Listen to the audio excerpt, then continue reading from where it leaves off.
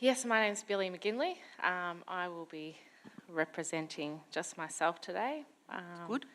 I would like to acknowledge that today we meet on Larrakia land and pay my respects to the Larrakia elders past and present, the true custodians of this land.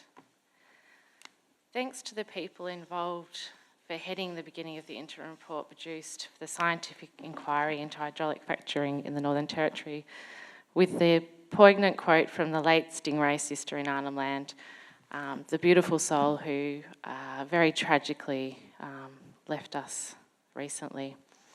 She and many other Indigenous people across the NT, Australia and the world are preparing themselves and working tirelessly to protect their land from the very real threats of unconventional gas mining. And thank you for all your sincere work on this resource management and sustainable development issue. It's a big job. I hold a Bachelor of Applied Science in Natural Resource Management, just so you get a bit of background on me, with majors in ecology and human geography, and a graduate diploma in geographic information systems, so I can make a pretty mean map.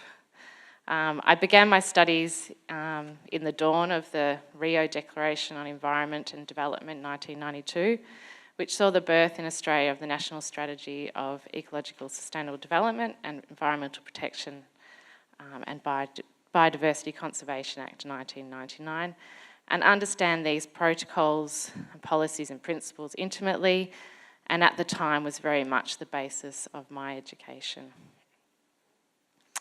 I have been fortunate to live in the Northern Territory for the past 16 years. I was drawn here by the richness of the tropical savannas, its amazing and plentiful water systems, and the richness and diversity of people and culture, and thought it would be a good place to start my career in natural resource management, continue studying, and hopefully give to the communities that live here, some of the most disadvantaged economically in the world, having withstood a brutal colonisation and attempted genocide. These days we see so many people come to Darwin, generally just to make some money. Fly in, fly out workers, business people, corporations and politicians, working for impacts to save for a home. And then the money is likely to be taken elsewhere, having little respect or understanding of this place and what it means to the people who really call it home, who are connected to the land and who will not or cannot ever leave. Also in this time, I have unfortunately seen in the NT turn into a crime scene of unlawful developments, catastrophic environmental disasters, which has seen me get involved in a number of environmental and human justice issues. I suppose you could say I speak today from the grassroots level, and even though I'm a qualified scientist, I speak from the heart. And I apologise in advance that this presentation is a bit scattered, but hopefully refined in the written submission. I've been working as an environmental scientist manager, environmental geographer and trainer for over a decade in the Northern Territory, and at times interstate and overseas. My early years were spent working in a global consultancy and was involved in preparing environmental impact statements for proposed industrial developments and worked on contaminated lands and water resource projects. I've worked for a short time with the Northern Land Council and was witness to the aggressive push from the federal government to the NLC to secure Muckaty for a nuclear waste dump, in the process experiencing personal threats as by an anthropologist working on the case and concerned at me exposing something I'm still not quite sure of.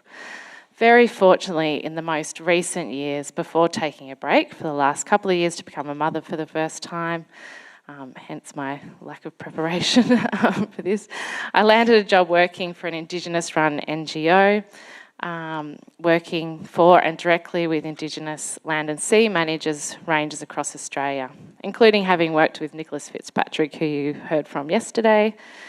Here I built good relationships and was exposed to the wealth of Indigenous knowledge and people caring for country and economic aspirations in remote communities.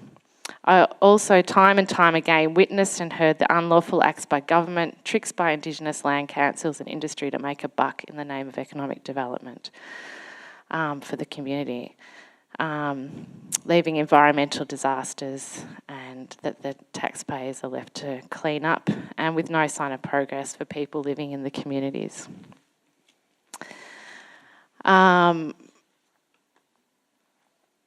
Yes, so sorry again for my very limited presentation today, and I hope to prepare something in a bit more detail and robust in a written submission, but very much appreciate the opportunity to speak and be heard in front of the panel.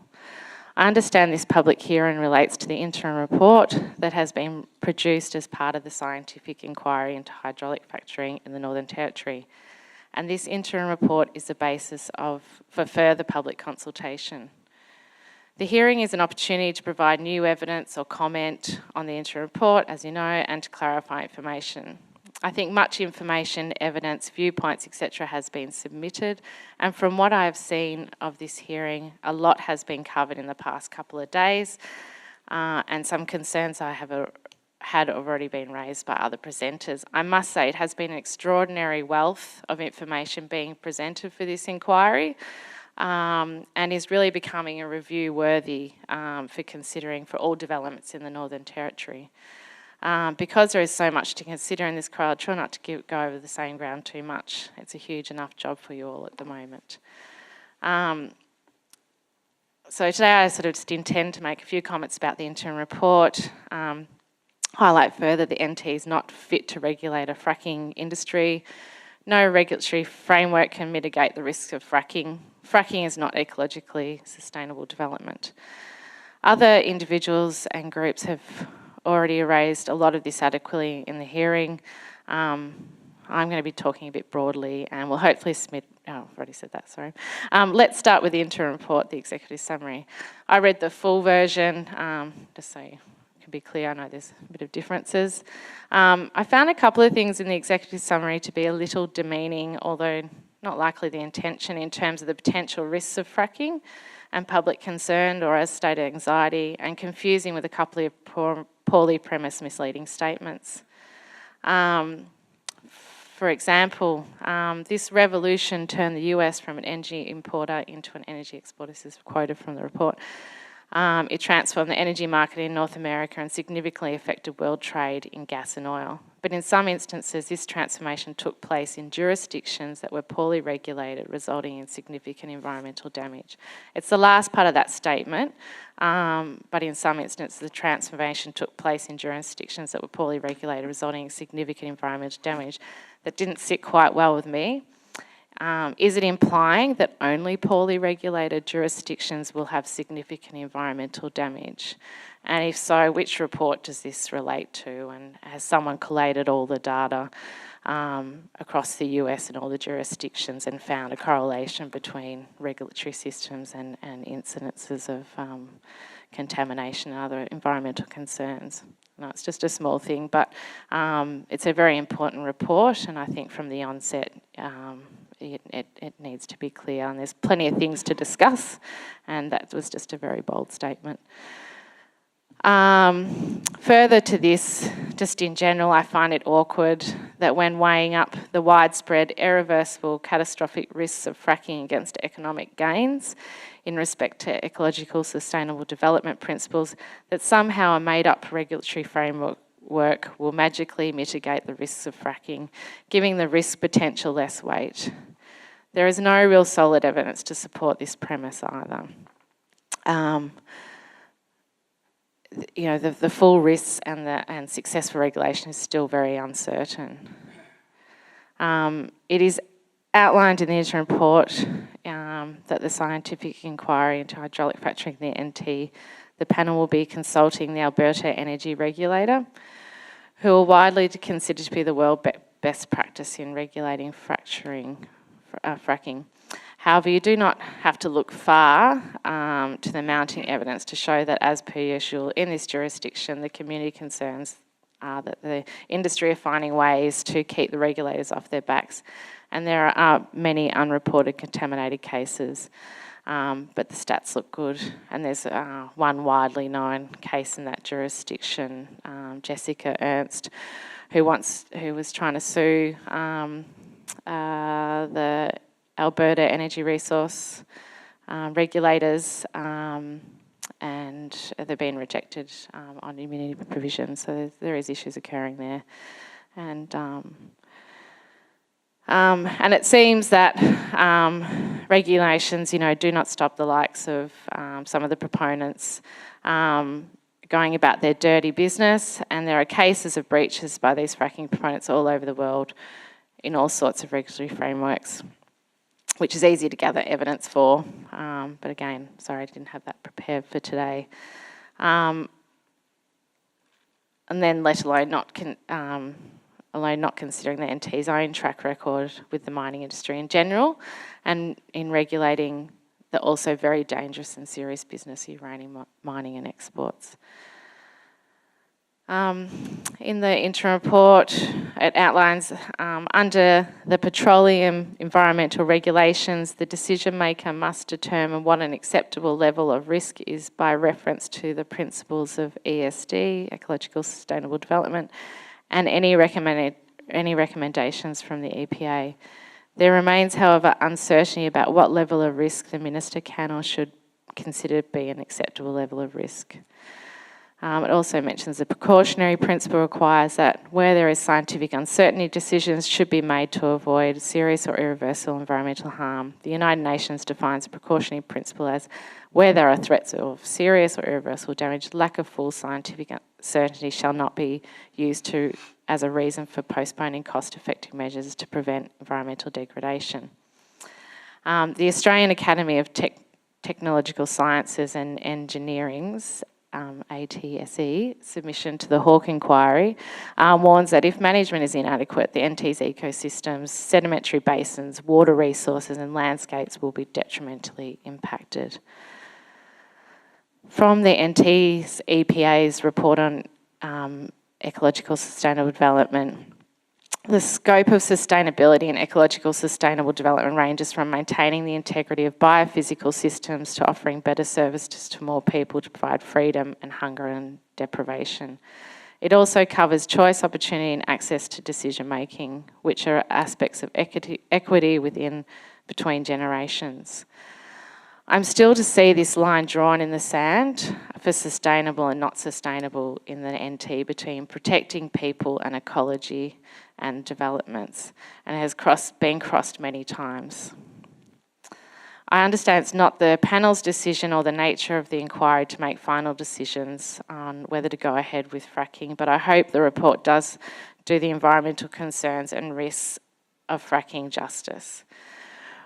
Really, you do not need to be qualified scientists to understand how everything is connected in our environment and how fragile it can be supporting vital life systems. Indigenous people know this well. Scientists, I know, however, are also very concerned, not just a bit anxious after seeing a film of someone lighting up water coming out of a tap. The executive summary refers to that footage and then another film exposing that it's not true. I think I've seen Gasland. I haven't seen Frack Nation or Gasland 2, and can't even remember the water being lit with the gas. Again, there's just so many things you could include in the executive summary, and I just found this a little confusing and could be taken as a bit demeaning as well of the real issues, and it not just being an anxiety. And generally when you talk to people who know nothing about fracking, you just explain generally what's going to happen, and it doesn't take much to excite some anxiety. Fracking to me is an economic hoax, already voiced in this inquiry a number of times, and is not even worth its weight in holding such a larger inquiry, in my very personal opinion, and makes me highly suspicious of the people involved in advocating for this industry. I can't even seem to find a clear economic feasibility study to go ahead with this proposal.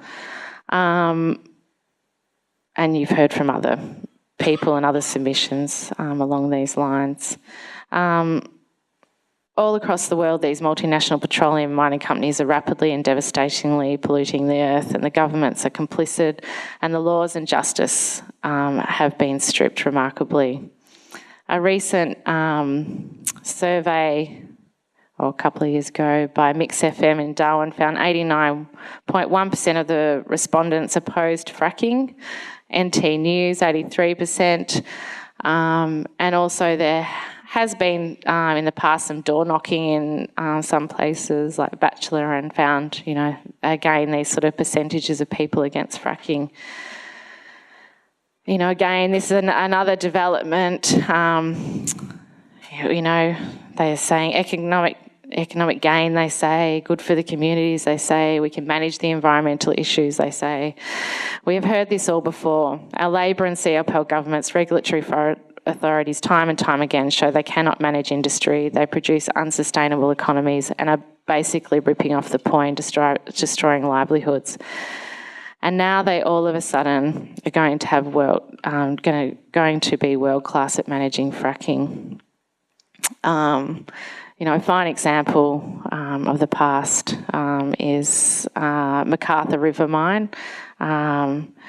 The decision to divert this most biologically rich river system, potentially one of the most biologically rich in the world, was made by the Northern Territory Government through an environmental impact assessment that was taken to the Supreme Court, and nearly a decade of fighting, the people won to say that, you know, it should never have been approved. And then a few days later, Peter Garrett, the then Environment Minister, flew up and made some changes and let it go ahead, and now it's been hugely a huge devastation. And people that I've met there have said they can't take their kids to fish or gather food there anymore. Then they have to go to the shop, which has got poor food and expensive.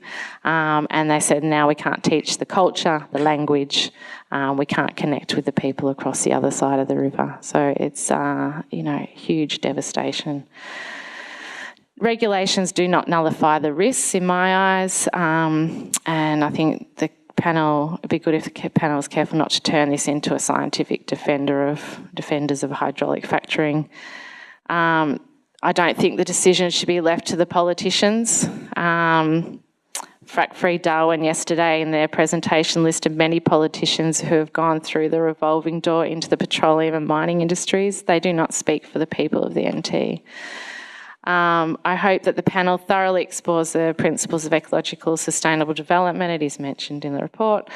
Unfortunately, the word sustainable is a little ambiguous and fuzzy, and leaves weighing up the risks against economic outcomes to the judgment value of the decision makers. And as stated before, I haven't seen that line drawn yet.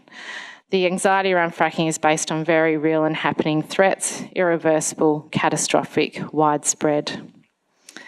Fracking is not just a question of science and regulations, it's also an ethics question. It's a big question of intra and intergenerational equity.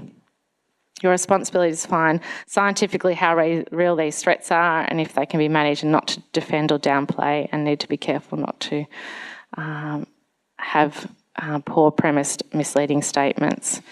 My main concern is always for Aboriginal people of this land. There has been very thorough submissions on the impacts to remote Indigenous communities. Preserving culture, language, connection to country is essential and should never be sacrificed, and enough is enough. And that's the end of my presentation. Thank you very much. There's a couple of things that I'm keen to get some more information on in due course. I appreciate that you said that you would hopefully put in a written submission, and I know certainly the panel will welcome that. The two things that I was particularly interested were, I think you mentioned some cases or a case against the Alberta regulator.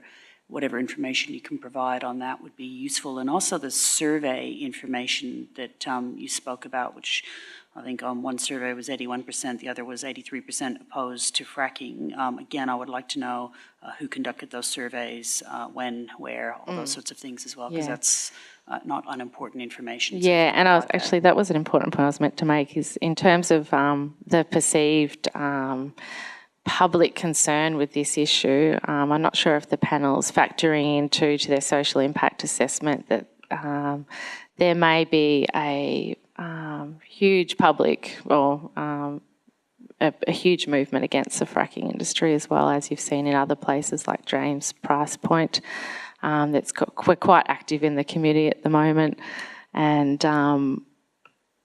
you know, I suppose that's a threat to the industry in a way. As I said, I'm keen to get hold of that information. Thank you. Yeah. Yes, Dr. Jones. You mentioned that the definition of ESD, possibly as in the NT legislation or guidelines, is somewhat ambiguous in its intent. Not in the end. I'm just talking probably a bit philosophically about the word sustainable. It's left up to the judgment of whoever's making that decision, what's sustainable and what isn't. I was interested in the draft guidelines that came out, though. It was originally going to be a requirement for the proponent to please explain in your EIS or application for the event that they had to justify how they were going to conduct their enterprise according to the principles of ESD, and the final guidelines that came out basically removed that particular proactive provision with the provision that the minister only needs to consider the provisions of ESD in making his determination. Do you think that having that provision as a requirement, the forward requirement would be better? Of course, it would always be better. Unfortunately, when it comes down to it, the Environment Minister, in the fine print at the end of every bit of legislation, has the power to overrule anything. So it does, as you know, finally end with them. But yeah, there doesn't seem to be any exercised or use of ecological sustainable development that I have seen. Thank you. Yeah. Last question from Dr. Anderson. Yeah, thank you. Just wanted to ask about your concerns over the environmental impacts, and you talked about widespread and catastrophic, and whether this is specific to do with fracking per se, or you'd hold similar concerns just to onshore gas development more generally. So I was going to ask, what are your thoughts about the experiences of coal seam gas in Queensland, and that would you describe those outcomes as widespread? Again, you know, it's sort of hard to contain what is widespread and catastrophic in anyone's thinking. I suppose I'm just thinking of the Northern Territory water systems and how interconnected they are, and the large bodies of water that contamination can spread to. And it's also well known that, you know, through culture that the water is very connected all around this country and even over to PNG. So that's probably why I talk about it being widespread and catastrophic. And catastrophic because there's people still living on country. Yeah. Thank you very much. And as I said, we look forward to your written submission in due course. Thank you for coming today.